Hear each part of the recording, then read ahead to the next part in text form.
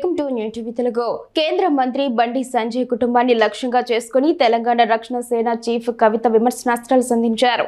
POCSO కేసులో ఉన్న బండి సంజయ్ కుమారుడు దేశం దాటిపోకుండా పోలీసులు వెంటనే లుకౌట్ నోటీసులు జారీ చేయాలని కవిత డిమాండ్ చేశారు. ఒకవేళ నేరం రుజువైతే బండి సంజయ్ తన మంత్రి పదవికి రాజీనామా చేయాలని స్పష్టం చేశారు. లైంగిక వేధింపుల ఆరోపణలు ఎదుర్కొంటున్న వ్యక్తి తండ్రిగా బండి సంజయ్ ప్రధాని మోదీతో కలిసి వేదికను పంచుకోవడం ప్రజల్లోకి తప్పుడు సంకేతాలు పంపిందని ఆమె అభిప్రాయపడ్డారు. బాధితురాలి జీవితాన్ని దెబ్బతీసేలా వీడియోలు పోస్ట్ చేసిన వారిని అరెస్ట్ చేయాలని, ఆ అకౌంట్లను బ్లాక్ చేయాలని కోరారు. పాలమూరు రంగారెడ్డి ప్రాజెక్టుకు జాతీయ హోదా కోసం సీఎం రేవంత్ రెడ్డి కేంద్రానికి లేఖ రాయాలని కవిత అన్నారు. ఇప్పటి వరకు ఆయన ఈ ప్రాజెక్టును ఒక్కసారి కూడా సందర్శించకపోవడం ఏమిటని ఆమె ఆక్షేపించారు. ఏపీ సీఎం చంద్రబాబు పోలవరం కోసం కేంద్రంపై ఒత్తిడి తెస్తున్నారని, కానీ తెలంగాణ ప్రభుత్వం నీటి వనరుల వినియోగంలో విఫలమవుతోందని విమర్శించారు.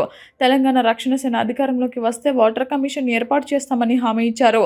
కులగణనలో ఓబీసీ కాలం తప్పనిసరిగా ఉండాలని, బీసీలకు 50% రిజర్వేషన్లు సాధన కోసం దేశవ్యాప్తంగా పోరాడతామని కవిత తెలిపారు. నీట్ పేపర్ లీక్ గురించి ఆమె మాట్లాడుతూ, జాతీయ స్థాయి పరీక్షల పేపర్ లీక్ ఘటనలను కేంద్రం సీరియస్గా తీసుకోవాలని, విద్యార్థుల జీవితాలతో ఆడుకోవద్దని హెచ్చరించారు.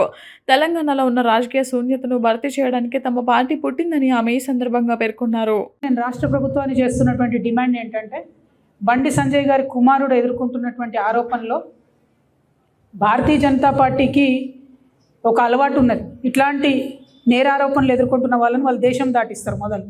సో బండి సంజయ్ గారి కుమారుడు ఈ దేశం వదిలి వెళ్ళిపోకుండా ఉండడానికి తక్షణమే మన తెలంగాణ పోలీస్ అధికారులు లుకౌట్ నోటీస్ లాంటిది ఇవ్వాలి. అన్ని ఎయిర్పోర్ట్స్లో కూడా వారిని కట్టడి చేసే విధంగా ప్రయత్నం చేయాలి.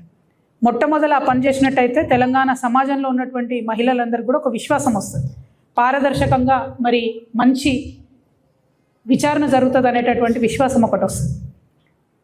ముందు తనను కట్టడి చేసిన తర్వాత అమ్మాయి వాళ్ళ మీద వీళ్ళ మీద అమ్మాయి వాళ్ళు రకరకాల కేసులు పెట్టుకున్నారు. అది కోర్టు చట్టం ఎట్లా డిసైడ్ చేస్తే అట్లా జరుగుతుంది.